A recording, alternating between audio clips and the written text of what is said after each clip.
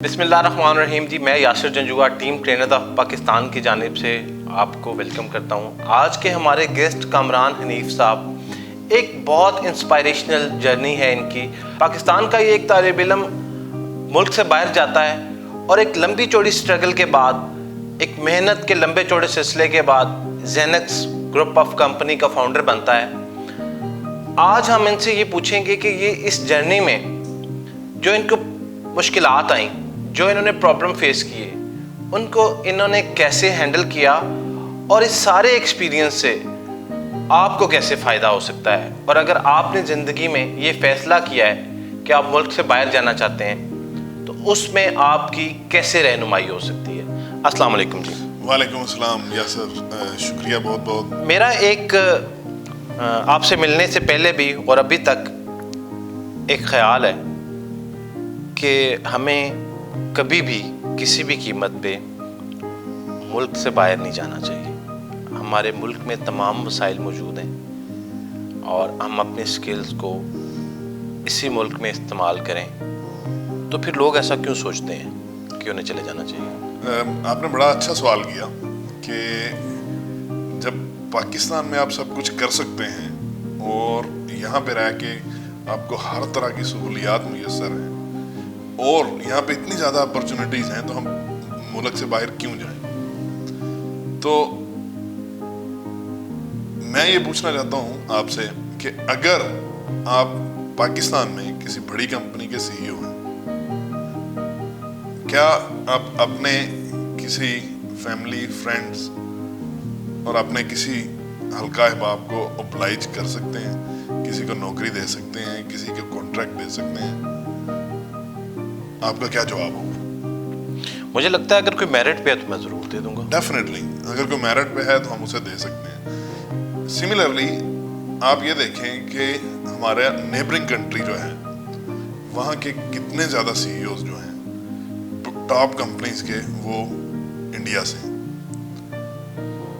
लेकिन इसके अलावा मेरे तजर्बे के मुताबिक जो छोटी छोटी कंपनीज हैं, ऐसी सैकड़ों कंपनीज हैं जिनके सीईओज इंडियन हैं, जो 100-200 मिलियन डॉलर की कंपनीज हैं एनुअल टर्नओवर में। लेकिन अनफॉर्चुनेटली मुझे कोई पाकिस्तानी सीईओ नजर नहीं आता जो ग्लोबल कंपनी के सीईओ हैं, क्योंकि हमारी कंपनीज साइज में बहुत छोटी हैं। पाकिस्तान की कोई ऐसी कंपनी नहीं है जो 100-200-300 बिलियन डॉलर टेक्नोलॉजी कंपनी हो। तो अगर आप मुल्क से बाहर जाते हैं तो आप ये अज़म लेके जाएं कि आप एक बहुत बड़ी वैल्यू ऐड करेंगे एक अपने मुल्क में, अपने मुल्क के रिश्ते में। मैं अक्सर ये बात बोलता हूँ कि दुनिया में कोई भी रिश्ता है, ये वर्क तब करता है कि जब आप उस रिश्ते में वैल्यू ऐड करें। वो चाहे दोस्तों का आपस में रिश्ता हो, वो माँ बाप का रिश्ता हो, बहन भाई का रिश्ता हो, मियाँ बीवी का रिश्ता हो, उस वक्त काम करता है कि जब आप एक दूसरे को हेल्प करें, सपोर्ट करें ऊपर ले जाने में।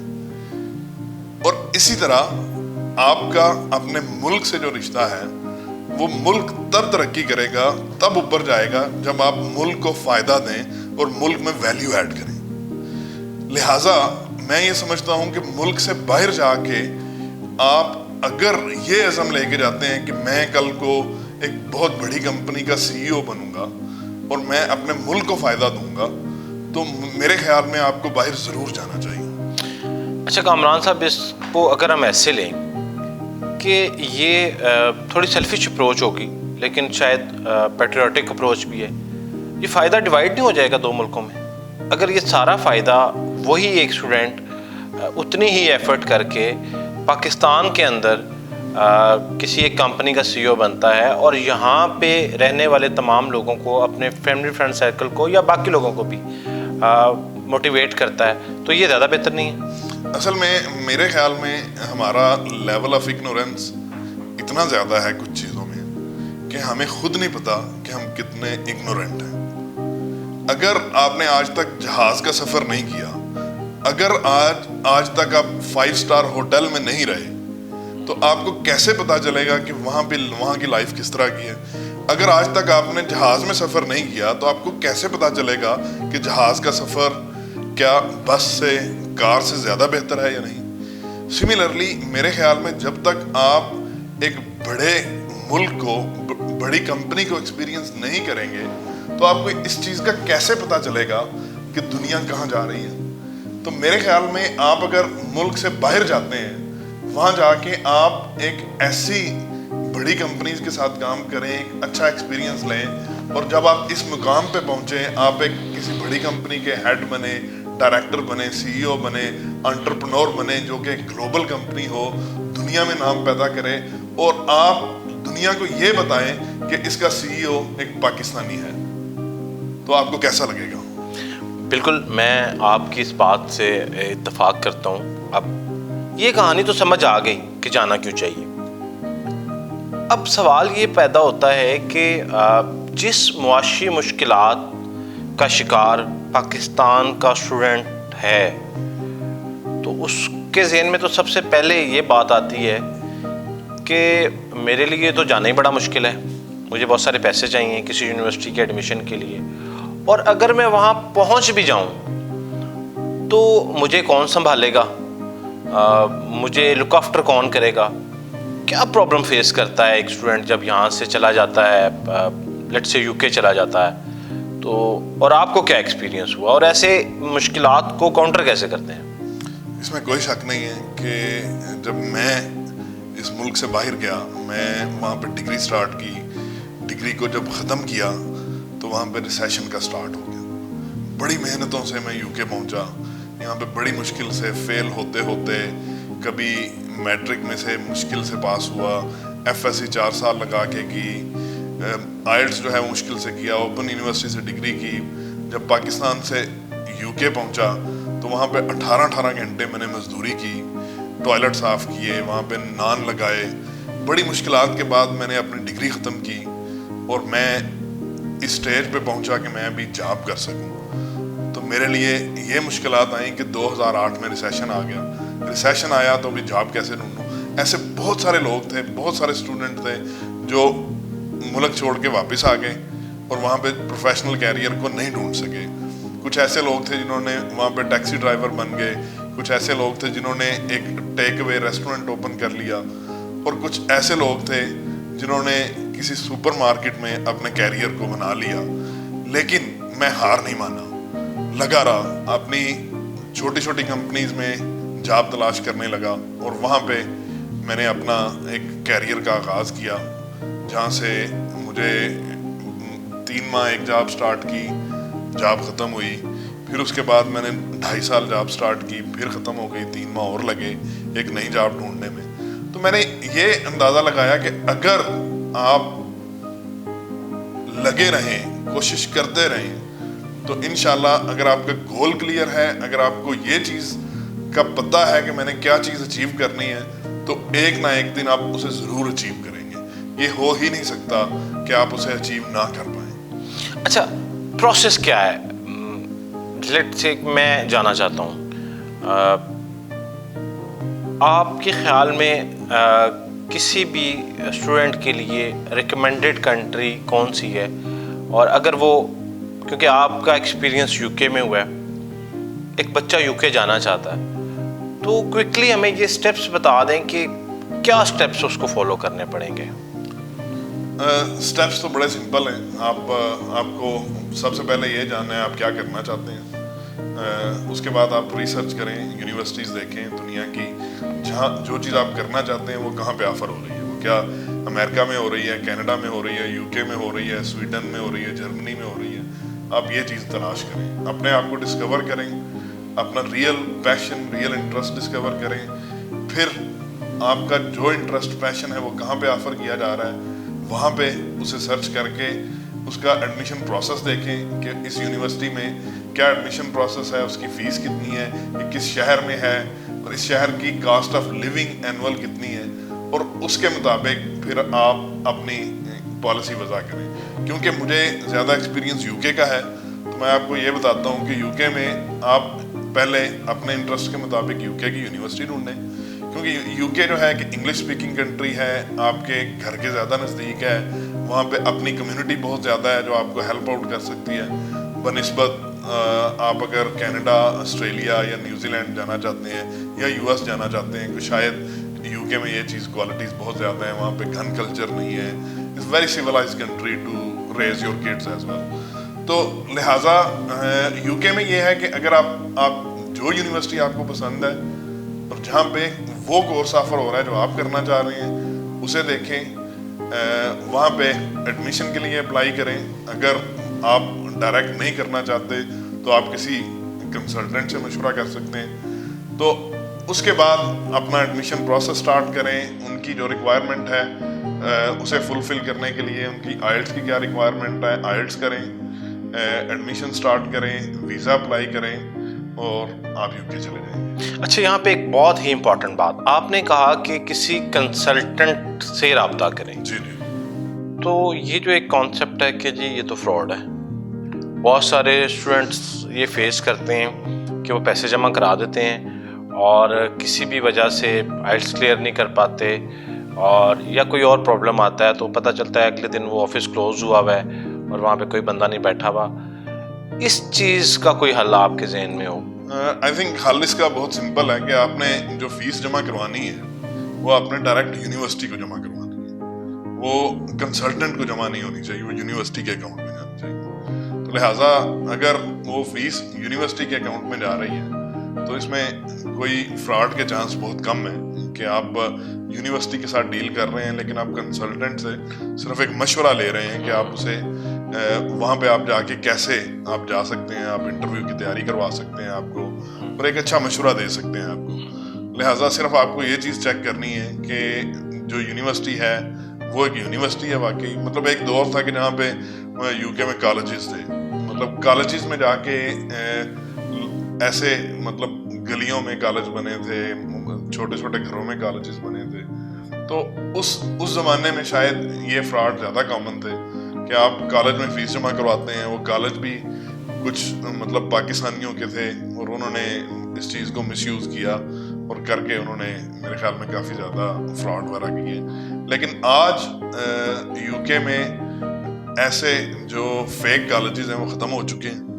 وہاں پہ آپ صرف یونیورسٹیز میں جاتے ہیں اور یہ یونیورسٹی کی رسپانسبلٹی ہے. اگر آپ ایک ٹیئر 4 ویزا جو ابھی کرنٹلی یو کے گورنمنٹ اسٹوڈنٹس کے لیے کر رہی ہے وہ ٹیئر 4 ویزا ہے, اور ٹیئر 4 ویزا کے اسپانسرز جو ہیں وہ یونیورسٹی ہیں, جو یونیورسٹیز جو ہیں جنہیں پراپر ایک پروسیس کے ذریعے وہ ٹیئر 4 کی اسپانسر بنتی ہیں. ایک بڑا ٹف پروسیس ہے ٹیئر 4 کا اسپانسر بننے کے لیے جو ہر کوئی نہیں بن سکتا, اسی لیے انہوں نے وہ یہ پروسیس صرف یونیورسٹیز کو ہی دیا. تو لہٰذا آپ اگر کوئی یونیورسٹی سلیکٹ کرتے ہیں تو یہ میک شور کریں کہ وہ ٹیئر 4 اسپانسر ہو اور آپ کو یہ لیٹر ایشو کر سکے جو آپ کا ایڈمیشن لیٹر ہوگا, جسے CAS کیس لیٹر بولتے ہیں. اچھا, یہ ایک بندہ پہنچ گیا کسی بھی پروسیس کے تھرو, کنسلٹنٹ سے ہیلپ لی یا خود سے چلا گیا, سب سے بڑے بیریئرز کیا آپ کو لگتا ہے وہاں پہ آتے ہیں, اور آپ کیا ایڈوائز کریں گے کہ آپ کو جاتے ہی کیا پرابلم؟ آپ نے بتایا کہ آپ یہاں سے گئے اور پھر بہت ساری مشکلات کا سامنا ہوا, لو کیٹیگری کی جابس کرنی پڑیں اور بہت ساری چیزیں. کیا سب کو ایسا کرنا پڑتا ہے یا کوئی جاتے ہی کوئی بہتر راستہ بھی نکل سکتا ہے؟ اصل میں میرے خیال میں شاید سب سے بڑا مسئلہ یہ بھی ہے یہاں پہ کنسلٹنٹس کا کہ اکثر جو کنسلٹنٹ ہیں وہ آپ کو یو کے لے جانے میں مدد کرتے ہیں, لیکن اگر کوئی کنسلٹنٹ ایسا نہیں ہے کہ جو وہاں جا کے آپ کو ہیلپ کرے, کیونکہ یو کے میں تو اتنا بڑا ملک ہے. اگر میں یہاں سے جاتا ہوں, میں پہلی دفعہ گیا, you are in a young age, چھوٹی عمر ہے آپ کی 21 22 25 سال جتنی بھی ہے, 20 سال ہیں اگر آپ FSC کر کے جاتے ہیں 18 20 سال, تو آپ کو اتنا بھی نہیں پتا چلے گا کہ آپ نے ایئرپورٹ سے کیسے باہر نکلنا, لیٹ الون آپ نے اگر اکاموڈیشن ڈھونڈنی ہے وہاں پہ, آپ نے جاب جو تلاش کرنی ہے وہ کیسے کرنی ہے اور اس کے لیے کیا کیا چیزیں چاہیے. ٹھیک ہے, پارٹ ٹائم جاب تلاش کرنے کے لیے. اور میرے خیال میں یہ جو بات کہی جاتی ہے کہ what you know don't matter, who you know is that matters. تو یہ چیز پوری دنیا میں اپلائی ہوتی ہے کہ یہ آپ کا جو نیٹ ورک ہے that is your net worth. اگر آپ یو کے میں جاتے ہیں, اگر آپ ایک اچھا آپ کا نیٹ ورک ہے, وہاں پہ زیادہ لوگوں کو جانتے ہیں, تو اس چیز میں آپ کی بڑی ہیلپ ہو جاتی ہے کہ آپ کو وہ جاب ریفر کر سکتے ہیں, وہ آپ وہاں پہ جانے میں آپ کو گائیڈ کر سکتے ہیں کہ آپ اسے کیسے وہاں پہ کریں گے, جو لوگ وہاں پہ رہ رہے ہیں آلریڈی. تو جو چیز ہمارا جو مشن ہے, وہ ایم جو ہے یہ ہے کہ ہم اسٹوڈنٹس کو جو وہاں پہ جاتے ہیں اسٹڈی کرنے کے لیے, ہم انہیں وہاں پہ رہ کے ان کی ہیلپ کریں, کیونکہ ہمارا ایک اپنا پرسنل ایکسپیرینس ہے. ہم یہ چاہتے ہیں کہ جو غلطیاں ہم نے کی ہیں وہ ہمارے آنے والی جو نسل ہے وہ غلطیاں وہ نہ کرے. کیونکہ میرے خیال میں مجھے ہمیشہ سے یہ لگتا رہا اور آج تک یہ لگتا ہے کہ اگر مجھے کوئی ایک اچھا مینٹور مل جاتا تو میرے شاید جو 10 سال کا سفر ہے وہ 1 یا 2 سال میں وہ طے کر لیتا ہوں. تو مجھے اس چیز کا احساس 10 سال کے بعد ہوا ہے کہ میں نے کبھی کوشش ہی نہیں کی کہ مجھے ایک ایسا مینٹور ملے کہ جو مجھے میرا سفر جو ہے وہ چھوٹا کر دے, لمبے سفر کو کم کر دے. کیونکہ جس کا ایکسپیرینس ہے, جو اس پورے سفر سے گزر چکا ہے, جیسے وہ آپ کی ہیلپ کر سکتا ہے ایسے کوئی بھی نہیں کر سکتا. اچھا, آپ دیکھیں یہ بھی ایک موٹیویشن ہے. آپ نے بتایا کہ آپ ایک ایوریج اسٹوڈنٹ تھے اور علامہ اقبال اوپن یونیورسٹی سے آپ نے گریجویشن کی. ہمارے ملک میں تعلیم کے معیار کچھ ایسے ہیں کہ شاید ایک پرائیویٹ یونیورسٹی جو کہ ڈسٹنس لرننگ پہ کام کرتی ہے, اس کی ڈگری کو بہت زیادہ ویلیو نہیں کیا جاتا. اس یونیورسٹی سے پڑھنے کے باوجود آپ کو مشکل لگا وہاں جا کے کمپیٹ کرنے میں کہ جو بڑی بڑی آرگنائزیشن, بڑے بڑے اداروں سے لوگ پڑھ کے آئے اور بڑے اداروں میں کام کر کے آئے, ان کے درمیان رہ کے ان سے کمپیٹ کر کے اوپر جانا اور پھر اپنا ادارہ بنانا, تو یہ ساری اسٹرگل جو آپ نے کی ہے, آپ کو لگتا ہے کہ کیا یہ سب کے لیے ممکن ہے یا اس کا کوئی اسپیشل فارمولا ہے؟